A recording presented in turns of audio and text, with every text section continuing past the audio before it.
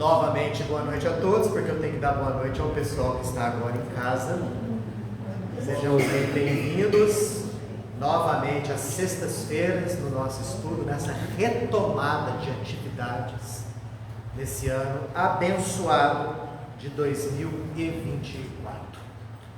Antes de darmos o nosso recado, fechemos os olhos e agora sim façamos a nossa prece, agradecendo de início a nosso Pai a oportunidade magnífica de estarmos reunidos em família, porque assim devemos nos considerar uma família buscando os mesmos objetivos, os mesmos ideais, sintonizados na mesma necessidade de aprender para melhorar, para fazermos da nossa vida algo mais aprimorado, para enfrentarmos os desafios com coragem, com resignação, com paciência. Agradecidos estamos, Pai, por essa oportunidade magnífica de estudarmos a doutrina dos Espíritos que tanto nos esclarece. Possamos iniciar as nossas atividades nesse ano com essa vontade em aprender para melhor conduzir a existência na carne. Que os nossos benfeitores espirituais eles possam encontrar em todos nós as condições mínimas necessárias para bem agirem nos seus pensamentos, nas suas palavras, nas suas intuições, nas suas orientações, nas suas energias. E assim, damos por iniciada a reunião dessa noite. Que Deus, Pai de todos nós, nos abençoe hoje, agora e sempre, que assim seja. Antes, pessoal, de nós reiniciarmos, quem acompanha os nossos estudos deve estar lembrado daquilo que eu falei nas últimas semanas de dezembro. Que a ideia que eu tinha era fazer justamente esse último capítulo do livro Céu e Inferno online, falando a respeito de alguns casos, de alguns espíritos, para iniciarmos 2024 logo com o estudo do passe. A ideia que eu tinha, a intenção que eu tinha era justamente essa. No entanto, chegaram as férias, o recesso aqui do centro, e andei avaliando melhor isso daí. E cheguei à conclusão que não seria tão importante para nós iniciarmos logo de cara o curso de passe. Por quê? Vem a questão da divulgação. Eu fiquei muito preocupado em já iniciar o curso agora, hoje, sem ter tanta divulgação. E janeiro, normalmente, é aquele mês em que o pessoal tira suas férias, viaja, enfim. Seria complicado alcançar muita gente e muitos iam ficar até chateados. Poxa, mas já começou, enfim. Então eu decidi iniciar esse estudo do passe tão logo a gente termine esse capítulo 8 desse livro, Expiações Terrestres. Aí eu pensei, bem, mas quando que isso vai acontecer? Nós estamos agora na penúltima semana de janeiro, correto? Confere? Penúltima semana. Aí nós temos hoje, que é 19, aí depois nós temos 26, aí depois já entra 2 de fevereiro. Logo em seguida já é 9 de fevereiro, que é carnaval, sexta-feira de carnaval. Carnaval é aquela bagunça toda, a gente viaja, etc. Vamos deixar para logo depois, dia 16. Então eu quero iniciar o estudo do passe, o mini seminário do passe, o curso do passe, no dia 16 de fevereiro. Aí me falaram, Daniel, quanto tempo será esse estudo? Eu até falei lá no grupo do WhatsApp. A previsão minha é de 3 ou 4 semanas. 3 ou 4. No ano passado, a ideia era fazer em 3 semanas, durou 5. Porque é muito assunto e eu gosto muito da participação de todo mundo. Porque é como o estudo que eu faço aqui. Não sou só eu que falo, muita gente participa, comenta, etc e tal. Fica muito mais dinâmico. Então acredito que em 3 ou 4 semanas a gente conclui esse curso de paz. Não é preciso fazer qualquer inscrição, basta comparecer aqui. Será toda sexta-feira, das 8 até as 9. Vamos fazer em blocos, em módulos, com apresentação em data show e tudo mais. Algo parecido com aquilo que a gente fez no ano passado, com algumas modificações, que eu sempre modifico ano após ano. Ok? Certo? Enquanto isso, nós vamos aproveitar esse nosso tempo muito bem aproveitado para falar desse capítulo 8, que é o último capítulo do livro Céu e Inferno, que Kardec coloca para nós alguns casos de expiações terrestres. E são casos dos mais variados tipos.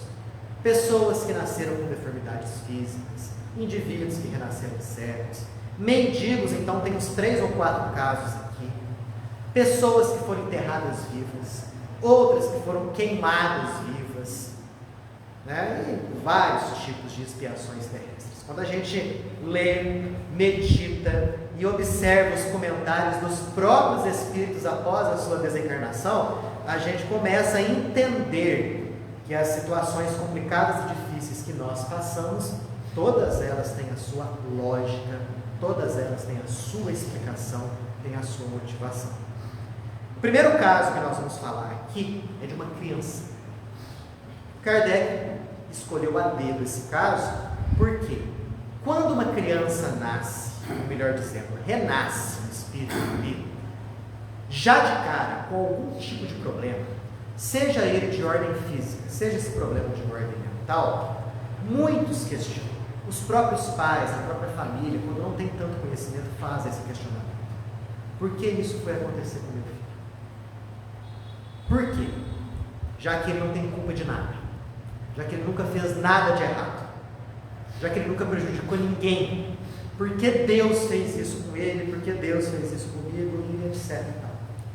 Somente a doutrina espírita para nos esclarecer a respeito desse tipo de situação, que é extremamente comum, a situação em si e as reações não tão boas perante essa situação. Então aqui nós temos o caso de Marcel, que Kardec coloca como sendo a criança do número 4. Por que a criança do número 4? Porque esse Marcel tinha mais ou menos 10 anos de idade e num estado difícil de definir, de descrever. E não era ali, nesse hospital, onde ele estava internado já há muitos anos, somente designado por sendo o número 4. Qual o caso dele? O que ele tinha de tão ruim, fisicamente falando? Inteiramente contrafeito. Vamos imaginar o corpinho dele, de 10 anos de idade? Imaginem aí. Seja pela sua disformidade natural, seja em consequência da doença. Suas pernas contornadas tocavam o seu pescoço. Imaginaram todos? Perna tocando o pescoço. Sua magreza era tal que a pele se dilacerava sob a saliência dos ossos. Seu corpo não era senão uma ferida, e seus sofrimentos atrozes. Pertencia a uma pobre família de israelitas, e essa triste posição durava há 4 anos. Porém, sua inteligência era notável para a sua idade. Sua doçura, paciência e resignação edificantes. Existia ali naquele local, naquele hospital, um médico, dos vários médicos lá. Esse médico se compadeceu muito da situação e dava a Marcel uma atenção, um carinho todos especiais. Lia para ele, conversava com ele, tratava com bondade, e sempre que ele tinha um tempinho ia lá conversar com o menino. Para que vocês tenham uma ideia do estado espiritual desse indivíduo. Um dia a criança disse ao médico: doutor, dê a mim aquelas pílulas que o Senhor, por bondade, me dá. De certo, alguma pílula para dor, para dormir, algo nesse sentido. E o médico falou o seguinte: mas para que isso, meu bem? Dei as pílulas o suficientes e temo te dar uma sobredose, uma quantidade ainda maior, que te faça mal. A criança replicou: é que eu sofro de tal modo que me forço em me reprimir para não gritar. Criança de 10 anos, esse tipo de raciocínio. E pedir a Deus conceder-me a força de não atrapalhar os outros doentes que estão do meu lado. Frequentemente tenho dificuldade de me impedir isso. Essas pílulas me adormecem e durante esse tempo não perturbo ninguém. Viram? Agora, comparemos a situação dessa criança de 10 anos, cujas pernas tocavam o pescoço, cujo corpo uma ferida aberta, cuja pele se dilacerava perante a saliência dos ossos, que sofria horrores. Comparemos o estado dessa criança de 10 anos e o jeito que ela era resignada e paciente com a nossa situação. Comparem com os desafios que vocês têm, que nós todos temos para a nossa vida. Os nossos problemas de saúde, os nossos problemas de família, os nossos problemas financeiros, os nossos problemas de relacionamento. Comparemos. Eu acho que poucos seriam os casos que chegassem perto ou que fossem equivalentes a isso aqui que a gente acabou de ver. Comparemos qual é a nossa reação frente a esses nossos problemas com a reação dessa criança aqui. Inteligência notável, bondosa, resignada, a ponto de pedir ao médico que a dopasse, para que ela dormisse, para que os seus gritos de dor não acordassem os outros doentes. Quer dizer, sofrendo horrores, ela ainda pensava no bem-estar dos outros, que ainda estavam numa situação talvez melhor do que a dela. Continuando aqui, Kardec comenta: onde essa criança auriu tais sentimentos? Tinha 10 anos de idade somente, já nasceu com deformidade, já fazia 4 anos que estava internada naquele hospital, os familiares mal a visitavam. Onde que ela adquiriu aqueles bons sentimentos, aquela boa educação? Onde? Uma vida anterior. Uma vida anterior, sem sombra de dúvida. É o que ele fala aqui. Isso não poderia ser no meio onde ele foi educado. E aliás, na idade em que ele começou a sofrer, sequer ele tinha raciocínio suficiente para compreender a situação dele. Eram, pois, inatas essas condições. Onde que ele adquiriu? Se não em vidas anteriores. Mas então, com tão nobres instintos, por que Deus o condenava a uma vida de sofrimentos? Aí é que está o ponto onde muitos se revoltam, onde muitos indivíduos negam Deus, porque pregam a essas pessoas um Deus bondoso, misericordioso, que ama a todos. Mas as pessoas olham aí e observam na nossa sociedade uma imensa disparidade de situações. Em termos de saúde, por exemplo, uma criança que nasce desse jeito aqui e outra que nasce saudável. Onde a bondade de Deus? Onde a justiça do Criador? De duas uma, ou forçosamente nós reconhecemos a pré-existência das almas, as inúmeras vidas e reencarnações que tivemos, ou Deus não é bom, não é justo e não é misericordioso. Ele escolhe a dedo quem vai sofrer e quem não vai. De duas uma, não há como escapar disso daí. Tá? Tem até uma terceira aí, situação, né? A ausência de Deus. Mas quem crê em Deus, ou aceita a reencarnação para justificar esses problemas todos, ou Deus para essa pessoa é um ser sádico, que distribui doença para alguns e saúde para outros. Essa criança, obviamente, veio com o tempo, devido à situação dela, desencarnar. Kardec ficou conhecendo o caso. O que ele fez? Evocou o jovem, essa criança. Essa criança foi até o centro e deu a comunicação através dos espíritos. Numa linguagem elevada, enobrecida, e lá pelas tantas, Kardec pergunta: você tem noção do porquê que você teve que reencarnar desse jeito? E ele responde: essas expiações, esses problemas, todos têm uma causa justa. Aquele que vocês conheceram, tão miserável, tão doente, em vida passada foi belo, grande, rico e adorado. Não é o que muita gente busca? Ser grande, ser belo, ser rico e ser adorado. Muita gente busca isso. Eu tinha lisonjeadores e cortesãos. Eu era vão e orgulhoso. Outrora fui bem culpado. Reneguei a Deus e fiz o mal a meu próximo. Mas eu expiei cruelmente, primeiro no mundo dos espíritos e depois sobre a terra. E ele fala uma coisa interessante. Sabem essa vida que eu tive curta, de 10 anos somente? Numa vida anterior a essa, eu passei por problemas muito parecidos durante a vida toda, até a extrema velhice. Essa vida que eu tive como criança, que eu desencarnei com 10 anos de idade, foi só um arremate dessa vida anterior.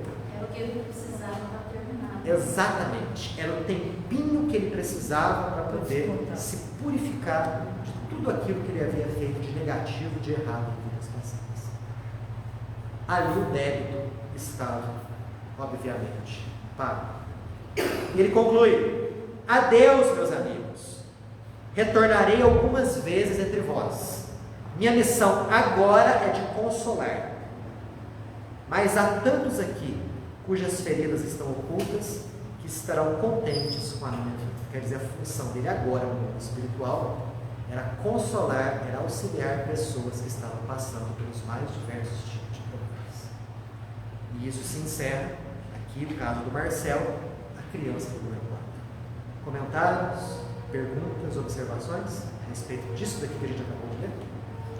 Daniel, você falando aí que ou acredita ou não acredita. Então, eu falo assim, tá certo? Não se compara, né? No caso que você citou no livro, e a minha vivência como uma menina para sempre multidão. Mas a gente fala muita bobagem antes de conhecer o livro. Eu falei muita bobagem, sabe? Porque meu irmão não merecia, meu irmão não merecia. Quando cai a ficha do conhecimento do Espiritismo, aí a coisa ameniza e a gente olha tudo e todos com qualquer tipo de problema de uma outra maneira, sem exceção. Porque só o Espiritismo, não tem outro. Não tem outro, não é à toa Não é à toa. que o Espiritismo é chamado de um consolador. Isso. Eu acho que essa definição de Espiritismo, né, esse apelido que o Espiritismo tem, é o que melhor encaixa. Porque a gente, com o conhecimento, a maneira de enxergar a vida, as pessoas, as situações, muda completamente, totalmente. Agora imaginemos, quando boa parte do nosso planeta, isso vai acontecer, tiver esse tipo de conhecimento. Que maravilha que a nossa sociedade será. Então, ele espiou na vida anterior tudo que ele tinha feito em vidas anteriores e só faltava 10 anos para ele. Só aquele restinho. Só aquele restinho. Então, já era de outras já era vidas. de outras, era o complemento. É muito antigo. comum esse tipo de situação, sabe? Crianças desencarnando, né, ali com seus 5, 6, 7, 10 anos, assim, nossa, mas nem teve tempo de ver, que absurdo, que coisa terrível. Aquilo ali é o resto de uma vida que talvez ele deixou de aproveitar e de viver em vidas passadas. Não é o caso desse aqui. Então, vamos supor, por exemplo, que o indivíduo de uma vida anterior estava designado para viver 70 anos. Aí, devido aos excessos terríveis que ele cometeu, desencarnou com 55, ou seja, 15 anos a menos. É muito comum, numa vida seguinte, ele completar esses 15 anos. Desencarnar de uma maneira, seja através de doença, seja através de um acidente, qualquer coisa assim. Às vezes de dias, né? Exato, de dias mesmo. Horas, Mas são necessários isso. Né? Como o caso que eu vi ainda há pouco na internet de uma menina anencéfala. Anencéfala. Fala-se que o anencéfalo sobrevive poucos minutos somente. A menina já consta aí, se eu não me engano, com seus 7, 8 anos de idade. Nossa! Anencéfalo. A cabeça dela é simplesmente isso aqui, ó, achatada daqui para cá. Está lá, viva, encarnada. Você fala, poxa, mas qual que é o proveito para esse ser? Se você não tiver conhecimento do Espiritismo, realmente tem proveito. Qual que é o proveito? Não é? Agora, espiritualmente falando, é um grande ganho para esse espírito que está encarcerado nesse mundo, passar esses poucos anos de vida, porque ele está em processo de recuperação do seu perispírito, em processo de expiação de situações ruins que ele mesmo engendrou no passado. Não há efeitos sem causa. Não há. Bora para mais um caso aqui? Esse de um mendigo. Olha que caso interessante esse daqui, ó. O nome dele é até meio esquisito. Zimel Lisgou. Quem é? Pobre israelita de Vilna, morto em maio de 1865. Durante 30 anos, ele mendigava pela cidade. Tá, mas e daí? Todo o produto da sua mendicância era para ajudar pessoas pobres. Todo o produto da sua mendicância ele usava para ajudar os órfãos, as viúvas e colocar crianças na escola. Então, durante 30 anos ele mendigava. E a cidade inteira conhecia o grito dele: lembrai-vos dos pobres, das viúvas, dos órfãos. Durante todo esse tempo reuniu cerca de 90 mil rublos, mas não guardou um único centavo para si. Usava tudo isso em benefício do semelhante. Tudo. Aí, para o sustento dele, quando chegava à noite, ele fabricava rapé. E ele vendia o rapé para ter um dinheirinho para poder se alimentar. E ainda assim, o que sobrava desse dinheiro, ele ajudava as pessoas mais pobres, ou tão pobres quanto ele. Então era um indivíduo extremamente conhecido na cidade, tanto que quando ele morreu, o comércio todo da cidade fechou as suas portas. Praticamente toda a cidade foi acompanhar o funeral. Kardec ficou sabendo desse caso, né, que aconteceu, se não me engano, na Lituânia, lá em cima, não é não? Perto da Rússia. Evocado o espírito, Kardec conversa com ele e pergunta: o que foi que te motivou a renascer desse jeito? Qual que é o motivo? E ele explica: há vários séculos eu vivia com o título de rei. Hein? Quantas vezes nós imaginamos: eu queria ser um príncipe, uma princesa, um rei, uma rainha, sentado no trono, com uma coroa, com roupas bordadas de seda, com vários cortesãos para satisfazerem a minha vontade. Quantas vezes pensamos nisso? Está aqui. Esse mendigo foi rei há muitos séculos atrás. No círculo de meu poder, eu era o senhor absoluto do destino dos meus súditos. A vida e a morte deles estavam em minhas mãos. Eu agia como tirano, como carrasco, caráter imperioso, violento, avaro e sensual. Vedes aqui qual deveria ser a sorte dos pobres seres que viviam sob as minhas leis. Abusava do meu poder para oprimir o fraco, para fazer contribuir toda espécie de ofícios, de trabalhos, de paixões e de dores a serviço das minhas próprias paixões. Sabe o que ele fazia? colocava o imposto sobre os mendigos. Tudo aquilo que os mendigos da cidade dele, ou do país dele, sei lá, das terras dele, arrecadavam, 10% tinha que ser para ele. Olha. Nunca vi um caso como esse. O indivíduo colocar imposto sobre o mendigo. Ele fez isso. Obviamente, um indivíduo desse, que só fazia avolumar o número de mendigos, veio a desencarnar de uma maneira terrível. E fala que, inclusive, aqui, a morte dele foi um exemplo para pessoas que tinham uma conduta muito parecida com a dele. Desencarnou no meio a horrores. Mas ele diz que o pior foi isso. Ele desencarnou e durante muito tempo permaneceu atrelado ao corpo físico, sofrendo os horrores da decomposição. E somente quando os últimos liames magnéticos desataram, que ele pôde se livrar daquele resto de corpo, daquele cadáver. Acabou o sofrimento dele no plano espiritual? Por 3 séculos e meio, ele sofreu terrivelmente no plano espiritual. Terrivelmente. A ponto de não aguentar mais tanto sofrimento. E virar para Deus e falar o seguinte: meu Pai, me ajuda. Através desse momento, desse pedido, que ele ouviu uma voz, né? Quando que eu vou parar de sofrer? E essa voz falou: quando você quiser. O que eu tenho que fazer? De início, peça perdão e se humilhe perante aqueles que você ouviu. E assim fez. E ele foi percebendo que à medida que ele ia tomando esse tipo de gesto, as suas dores iam abrandando. Até que chegou num ponto em que ele compreendeu que a vida não era aquela vida que ele tinha levado, que a vida tinha um outro objetivo, uma outra função. O que ele fez? Pediu para reencarnar numa condição difícil, humilhante, como mendigo. E olha que coisa interessante, ele não taxava os mendigos quando ele era rei, veio na condição de mendigo. E o produto da mendicância ficava para ele? Não, o produto da mendicância ele dava para os outros. Foi através de décadas nessa situação que ele pôde, resignado, resiliente, sem reclamar, pagar os seus débitos. Que caso dele, né?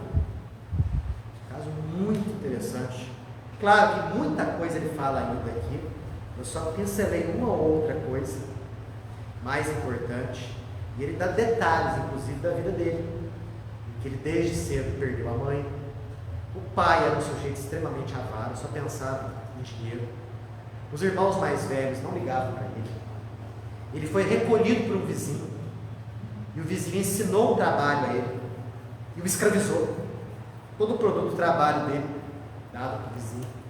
Quando enfim ele pôde se desvencilhar desse vizinho, o pai morreu, os irmãos mais velhos morreram, deixando órfãos algumas crianças.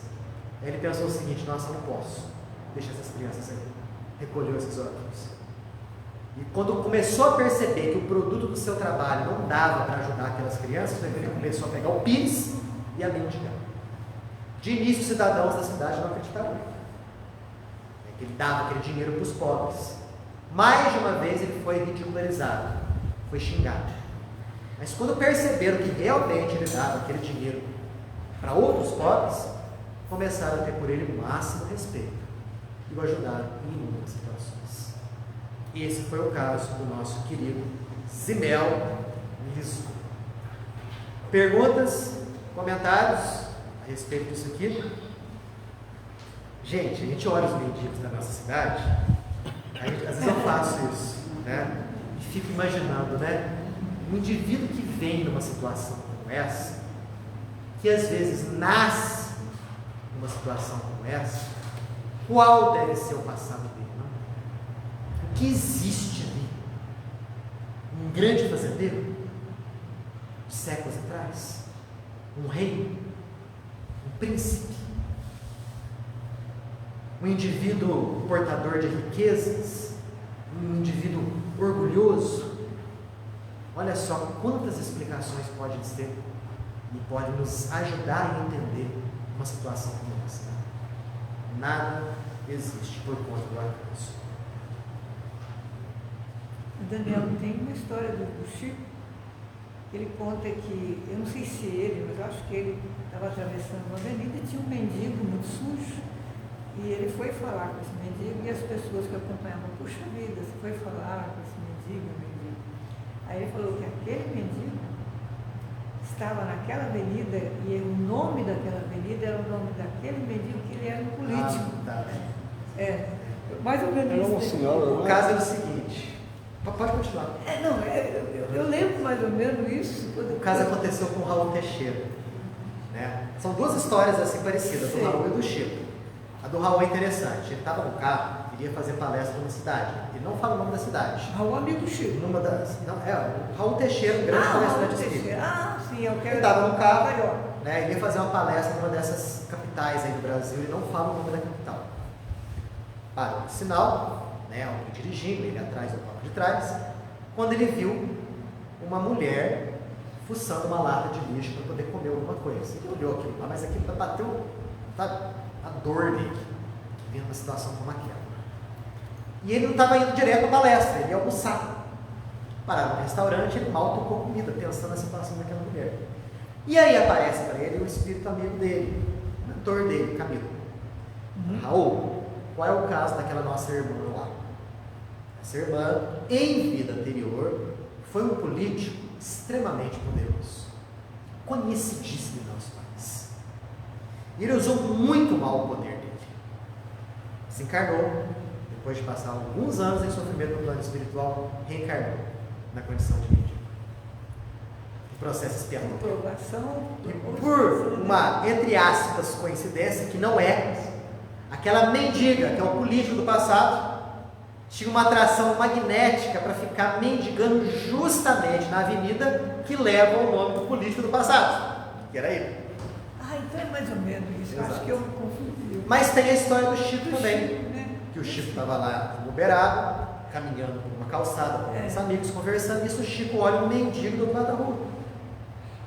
Ele para, atravessa a rua, os amigos dele param e ficam olhando a cena. O Chico conversando com aquele mendigo, conversou alguns minutos, no final das contas deu um grande abraço, um beijo ao mendigo. O Chico fazia isso. Chico atravessou a rua, continuou a andar, os amigos ficaram em silêncio, meio que, sei lá, constrangidos de ver aquilo lá, né? E um deles fala, poxa Chico, olha só, né? Que grande expiação, né? Vim naquela condição de mendigo. O Chico fala, essa situação é diferente. Por que eu atravessei a rua? Eu vi uma grande luminosidade. É um espírito de grande condição espiritual. Ele pediu para vir naquela condição de mendigo, a fim de expiar alguns poucos débitos do passado. É a última reencarnação dele aqui na Terra. Ele vai desencarnar, as próximas reencarnações dele já são em mundos superiores. Eu já O sei. tempo que ele precisou também. O tempo que ele precisou. Então há mendigos e há mendigos. Há o mendigo do caso do Raul e há o mendigo do caso do Chico. Né? É aquele espírito do Rio de Janeiro, né? Esse Raul. Raul, aquele grande palestra orador. maravilhosa. Nossa, excelente o Raul Teixeira. Excelente. Está aí até hoje. Está aí até hoje. Eu assisti, eu tive a oportunidade de assistir uma palestra do Raul aqui no Clube de Campo Pouso Alegre há alguns anos. Que Né? bacana. Na faculdade de Direito também ele deu uma palestra, eu assisti. Essa eu não assisti. Eu sempre vejo ele lá no irmão Alexandre. Ele veio, a última vez que ele veio aqui. Acho que veio duas vezes já. O Raul ele teve um derrame, um AVC. Olha, ele já está quase que Há recuperado. pouco tempo? Já faz um tempinho, alguns anos isso aí. Um Fez voo 7 daqui anos. para Nova York. Ele teve um AVC logo no início do voo. E ninguém percebeu. Né?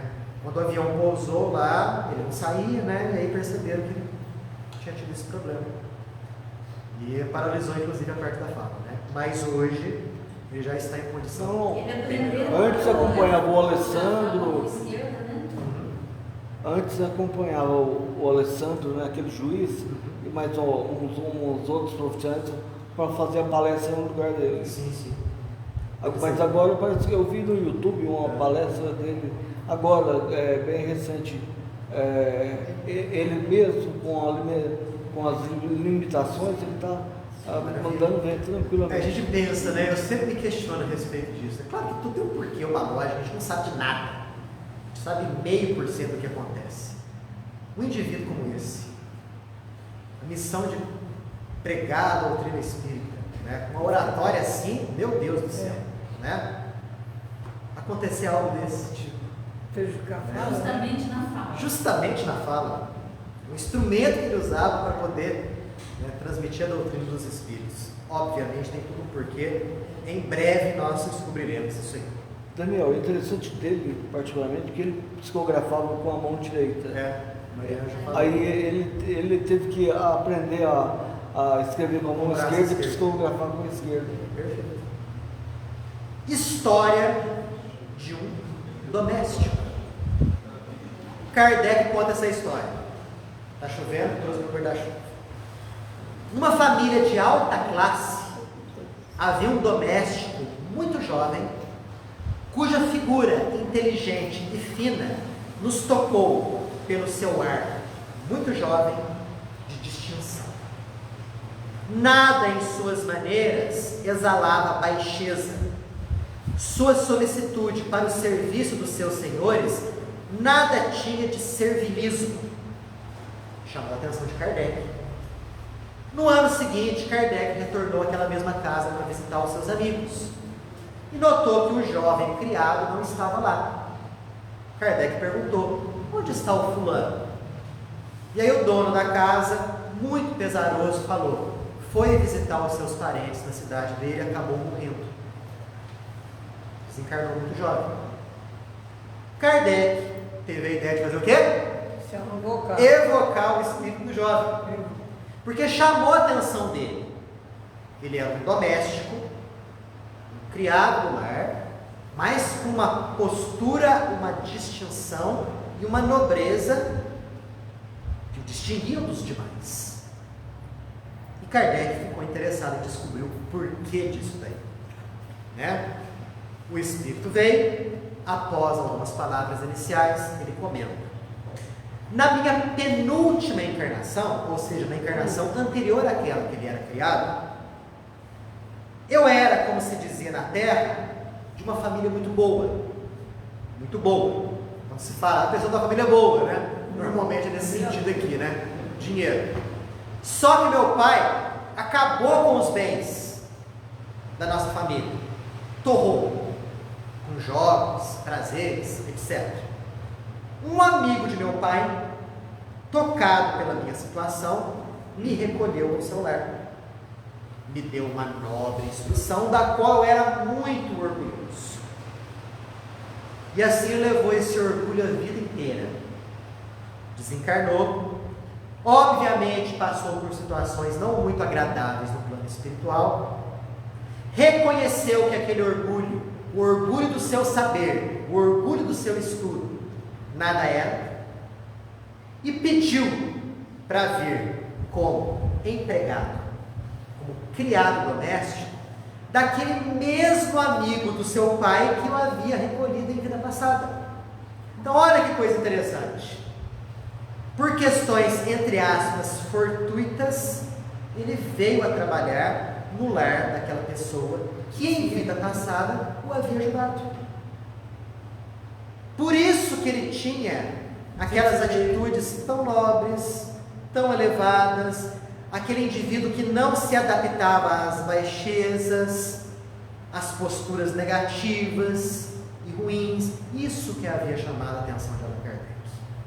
Porque ele já havia trazido de vidas anteriores uma série de estudos que o deixavam deslocados de ambientes que não condiziam com o seu nível espiritual. Mas ele tinha que passar por aquela situação, a fim de que, quem descobre?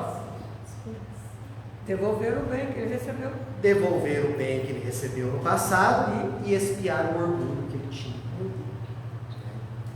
E Kardec faz até uma notinha aqui, ó. Nada pode, melhor do que esse exemplo, fazer ressaltar o benefício do esquecimento do passado. Já imaginaram se o dono daquele lar soubesse que aquele jovem criado, em vida anterior, foi praticamente um filho dele, você acha que ele ia permitir que aquele indivíduo fosse seu criado? Claro que não. Ia colocá-lo novamente como sendo na condição de um próprio filho dele. Aquele espírito ia perder toda aquela oportunidade, toda aquela vida de expiar o seu orgulho e desenvolver a humildade. Por isso que a gente esquece o nosso passado. Abençoado esquecimento. Vai que você olha para o lado e vê ali na condição de esposo, de mulher, de filho, filha, indivíduos que no passado te prejudicaram, ou indivíduos que foram prejudicados por você no passado. Você ia ter condições de morar no mesmo lugar, no mesmo teto, debaixo do mesmo teto daquela pessoa? Será que nós iríamos ter a humildade, o desprendimento suficiente para dizer eu te perdoo? Ou peço perdão pelo que eu fiz? Muito facilmente a gente iria apontar o dedo acusador, mas você em vida passada me matou. Ou você na vida anterior dilapidou os meus bens. Ô Daniel, eu li um artigo uma vez que o nosso processo de evolução, a nossa mente, não combina com duas vidas. Não tem. A que a gente está aqui e lembrar de outra para se ressarcir, não é para fora. Nós não temos estrutura psicológica para isso. Nós não temos. Né? Aliás, nós não temos a estrutura psicológica nem para nos lembrarmos com nitidez toda vez que a gente dorme e sai do corpo. Quando a gente dorme e sai do corpo, ficamos horas e horas no mundo espiritual. Horas e horas. Por que a gente não acorda e não lembra nitidamente tudo aquilo que a gente fez? O nosso cérebro é incapaz de reter essas lembranças. Por qual motivo? Nós não temos estrutura psicológica para vivermos, entre aspas, duas vidas dentro e fora da carne. Quanto mais, duas reencarnações ou mais. Eu lembro a história da Dona Laura, lá no livro Nosso Lar. Ela e o marido residindo em Nosso Lar já faz alguns anos, de repente começaram a ter alguns flashes de vidas passadas. E olha que eles já eram desencarnados. Aí foram para um departamento lá. E os técnicos perceberam que eles estavam já em condições de receberem o benefício da lembrança de vidas anteriores. E aí eles foram feitos passes magnéticos ou uma atuação magnética tal lá. E com isso, 300 anos de memória integral eles tiveram acesso. Só 300 anos. E olha que já eram pessoas desencarnadas, que já viviam em Nosso Lar, que já tinham um bom nível espiritual, um bom equilíbrio. Então não é assim, você sai do corpo e já lembra de tudo que você foi. Não. Graças a Deus que não. Ainda bem. Não tem estrutura para isso não. Daniel, Oi. bem fora aqui, mas dia 25, em todos os cinemas, Nosso Lar 2. Nosso Lar 2 estreia. Que é referência ao segundo livro da série André Luiz, Os Mensageiros. Assim, eu estou pensando nisso que você está colocando, se a gente ainda não tem estrutura, né, para essas lembranças, imagina ainda, vamos dizer, o quanto a gente ainda tem que melhorar, vamos dizer, quando a gente vê as pessoas que combatem a doutrina, quando chamam de uma doutrina de sofredores, né, que só fala, né, de sofrimento, as pessoas, o quanto são ligadas a essa vida só, né, a esse corpo, né, como se isso fosse isso só bastasse. Exatamente. Então, quando a gente olha, eu estou pensando, né, nessas expiações e tudo isso, quando as pessoas até começam a culpar, né, Deus por Exato. Porque não tem essa visão descortinada do passado, do porquê das situações, do porquê das coisas. Aí o Espiritismo é o consolador por excelência. quando você alguém te pergunta, né? E quer que você fale sobre, você fala, mas a pessoa, já tive muitos casos assim, que ela não te ouve, mas quer começar a te contradizer, você só ouve. Assim, Lenice, o que eu vejo disso tudo? A gente sempre pode colocar os atributos de Deus como referência de tudo, né? Porque um tem uma opinião, o outro tem outra. Qual que é a verdadeira? É aquela que mais está em sintonia com os atributos de Deus: justiça, bondade, misericórdia. Qual das duas? Aquela que crê na reencarnação ou aquela que não aceita? Aí a gente vê aonde que existe a maior sintonia com os atributos de Deus. Coloquemos Deus nessas nossas conversas aqui. Ó. Pensa em Deus. Deus é suprema bondade, suprema justiça, suprema misericórdia. O porquê das disparidades? A gente coloca por aí. Olha, vou falar uma coisa: quando a pessoa não está em condições de compreender, por mais que a gente mostre a informação, a pessoa não aceita. A pessoa fica na defesa e não escuta o que a gente está Fica, falando. né? Claro, porque às vezes é complicado até compreender a questão de vida depois da morte. Porque o pensamento é tão materializado, né, que a questão de morrer é meio que um tabu até.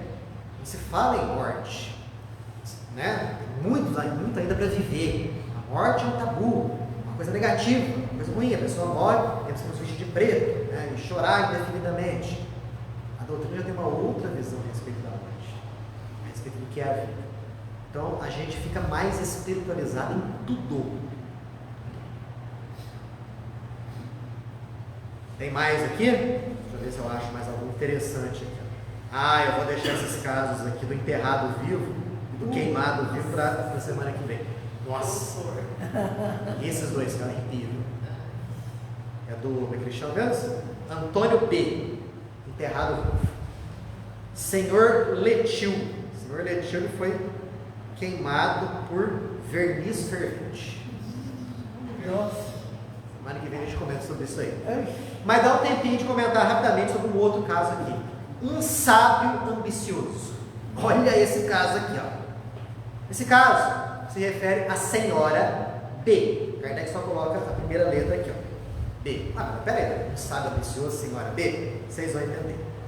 A senhora B vivia na cidade de Bordeaux.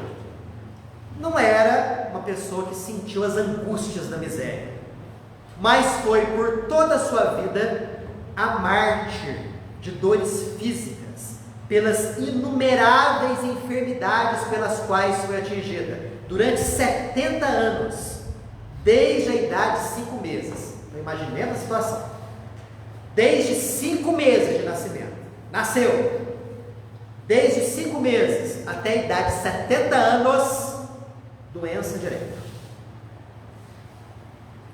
Que a cada ano a colocava à porta do túmulo. 3 vezes foi envenenada pelas experiências que a ciência incerta fez nela. Século XIX. Não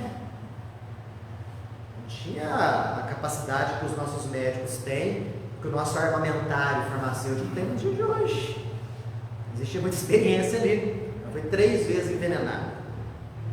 E o seu temperamento, arruinado pelos remédios, tanto quanto pelas doenças, deixou-a vítima de intoleráveis sofrimentos que nada podia acalmar.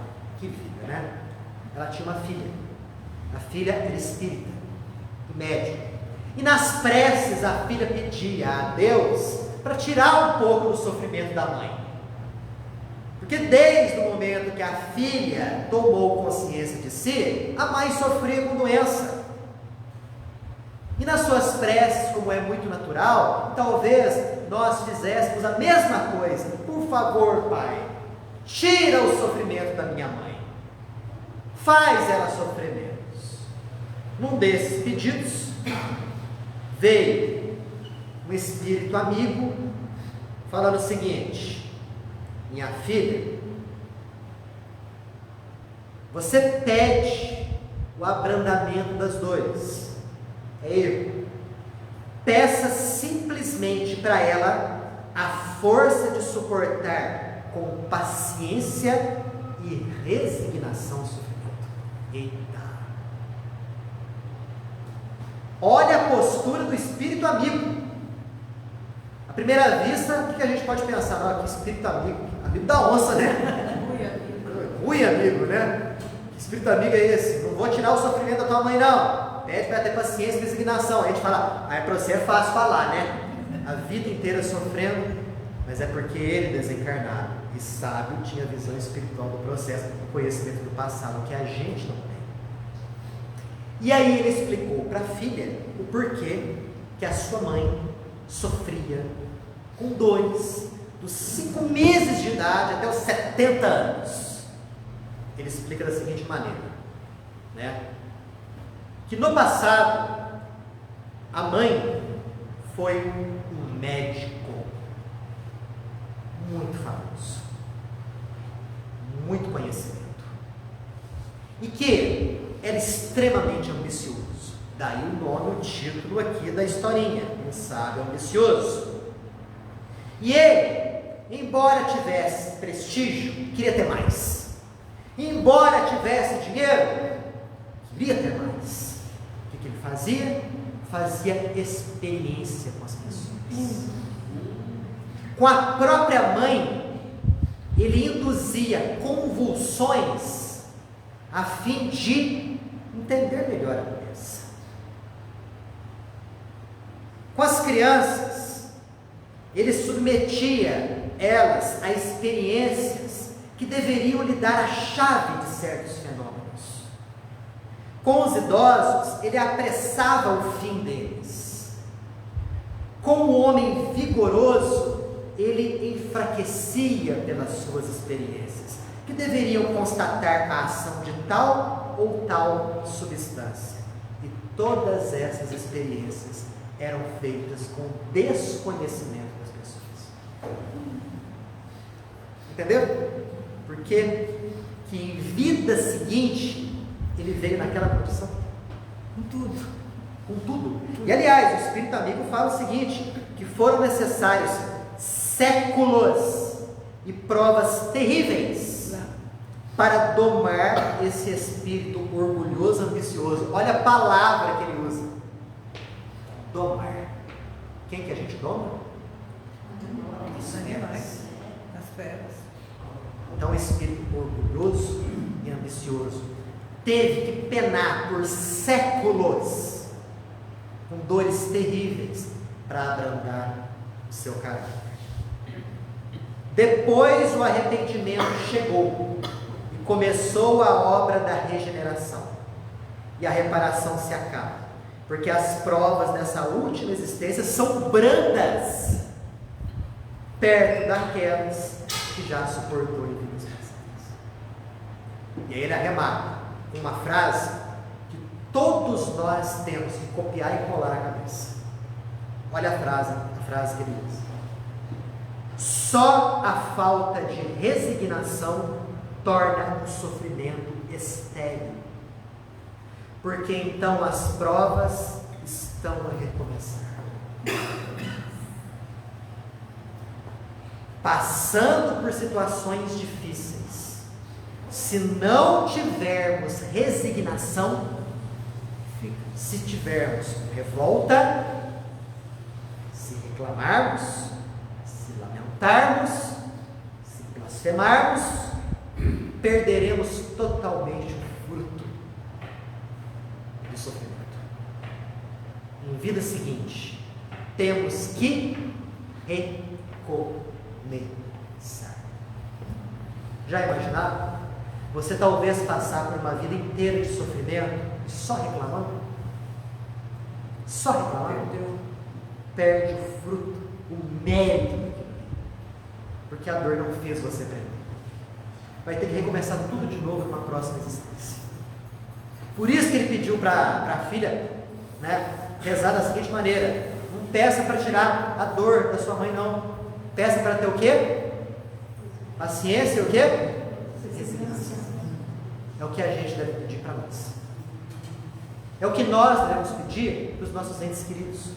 É o que nós devemos pedir para os nossos amigos, para os nossos conhecidos, para os nossos desconhecidos que estão passando por situações difíceis. E talvez a situação não se deva a uma doença. ou um problema financeiro, mas algum caso de, por exemplo, alcoolismo na família, né? Você não sabe talvez o que liga você àquela pessoa, do porquê que aquela pessoa veio com aquele desequilíbrio, e por que você está vinculado àquela pessoa, você é filho daquela pessoa, você é esposa daquela pessoa, você é marido daquela pessoa, e inúmeras outras situações aflitivas e angustiosas. A gente fala assim, por que eu estou sofrendo? Eu não estou aguentando mais. Esse não estar aguentando mais, me perdoe. Aqui eu coloco a carapuça também, que frequentemente a gente fala isso também. Isso é falta de resignação, é falta de fé. Tá? Porque, qual é aquele ditado? Deus nunca coloca um fardo mais pesado do que a gente consegue suportar. Mas Ele é tão bondoso e misericordioso conosco, porque às vezes a gente está ali e não quer suportar até o final. O que a gente faz? A gente faz a suspensão daquilo ali, para ter que resgatar futuramente, talvez em outras condições. E graças a Deus que a reencarnação é uma lei, está presente e existe. O que às vezes a gente não conseguir fazer nessa, faremos na próxima, de uma maneira bem diferente, mas iremos ter que fazer. Não tenhamos dúvidas sobre isso. Quem fala? Só completando o que você falou, mas às vezes quando a gente está passando por alguma tribulação, quando as coisas estão acabando, chegam os anjos, né? Quem cuida aqui, cuida ali, para você retomar as forças de novo. Exatamente. Só ficar com o olhar atento. É só a gente ficar com a sintonia aberta, né? Porque eu acho que o simbolismo do Cirineu, que ajudou Jesus a carregar a cruz, é muito forte em momentos como esse. Qual que é o simbolismo ali? Até nessa própria situação, houve alguém que ajudasse a carregar a cruz. Então, nas nossas cruzes pessoais aí, existem inumeráveis seres encarnados e desencarnados que estão ali para dar e oferecer amor em auxílio. Nós temos muitos. É preciso que a gente abra a nossa sintonia para perceber a existência deles no nosso redor. Ninguém absolutamente está sozinho. Ninguém. Ok, gente? Falamos de 4 casos. Semana que vem, vamos falar daqueles outros lá que eu falei para vocês. Quem tiver o céu e o inferno em casa, por gentileza, pegue para poder ler. Porque eu estou falando dos casos assim, por cima, só os pontos mais importantes. Mas quando a gente lê com calma, isso dá uma paz tão grande para a gente. Porque a gente percebe que tudo tem um porquê mesmo, para tudo. Certinho? Daniel. São vários casos. Aqui Kardec coloca, do livro, né? Kardec coloca acho que 13 ou 14 casos aqui de expiações terrestres. No céu e inferno? No céu e Um monte. vários. Vários. Lembro de algum. Se a gente se lembrasse o que a gente foi no passado, ou então o que os outros foram no passado, ia acontecer com muita frequência o que aconteceu com a Isabela Nardoni. Sabe aquela menina que o casal jogou ela? Não, aquilo lá pode ter sido outros motivos, mais doentes ainda. Tá. Não, mas eu falo assim. Não entendi o que você quer dizer. Casos como esse Ia multiplicariam aos milhares, né? Porque um ia se lembrar que o outro fez mal para ele e a família dele. Cadê a chance de reconciliação aí? Esse reduz dá quase zero. Por isso que a gente esquece. Não, talvez Já ia pensou? piorar mais ainda a situação. Você nos braços ali com um bebezinho de 2 meses. Você olha ali e você lembra. Esse daqui me esfaqueou pelas coisas. Tchau. Literalmente. Ou então aquele com bigodinho. Com várias facadas. Auxílio. A gente ia ter a necessária força, a necessária. Ia ser bem difícil. Na nossa condição, ia ser bem difícil. Sem a doutrina. Sem a Com a doutrina. doutrina. Não, eu falo o seguinte: com a doutrina seria muito difícil. Eu acho. Sem a doutrina, então. Bem. Certinho, pessoal? Vamos erguer o nosso pensamento a Deus, agradecidos por essa nossa volta. Que o nosso Pai possa abençoar a vida de todos, possa iluminar o lar de todos vocês,